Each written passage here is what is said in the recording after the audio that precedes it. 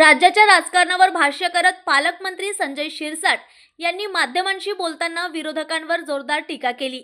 आगामी अर्थसंकल्पीय अधिवेशनात विरोधी पक्षनेता नसल्याच्या मुद्द्यावर बोलताना त्यांनी सांगितले की संख्याबळ नसताना विरोधी पक्षनेता कसा घोषित करायचा।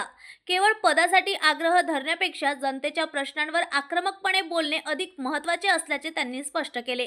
तसेच संजय राऊत, रोहित पवार यांच्या वक्तव्यावरही त्यांनी प्रतिक्रिया दिली। विविध राजकीय घडामोडी, आरोप प्रत्यारोप तसेच काही संवेदनशील घटनांवर चौकशी व्हावी असेही त्यांनी नमूद केले।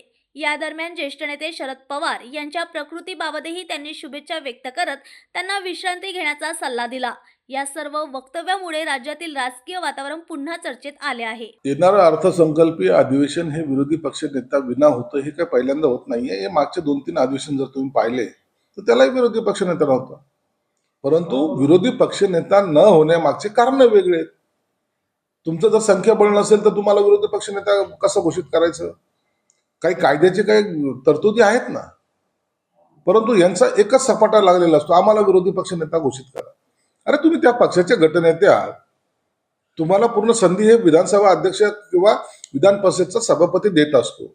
तुम्ही तुमची भूमिका स्पष्टपणे मांडा ना, आक्रमकतेने मांडा, जनतेच्या प्रश्नावर बोला। परंतु विरोधी पक्ष नेता पद नाही ह्याच एक मुद्दा घेऊन बोलणं हे कितपत योग्य आहे?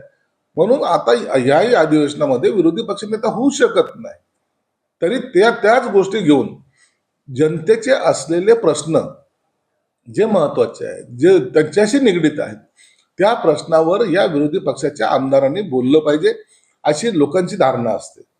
परंतु ते सोडून आम्हाला आमची खुर्ची कशी महत्वाची आहे यावर जे बोलतात ते अधिवेशनामध्ये मागच्याही वेळेला पाहिलं आपण, ते कधी सक्सेस झाले नाहीत।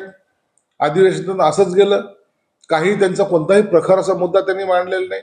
आणि याही अधिवेशनामध्ये हे यांच्यामध्ये एक मत नसल्यामुळं आणि एक वाक्यता नसल्यामुळं हे कोणताही प्रश्न मांडणार नाहीत।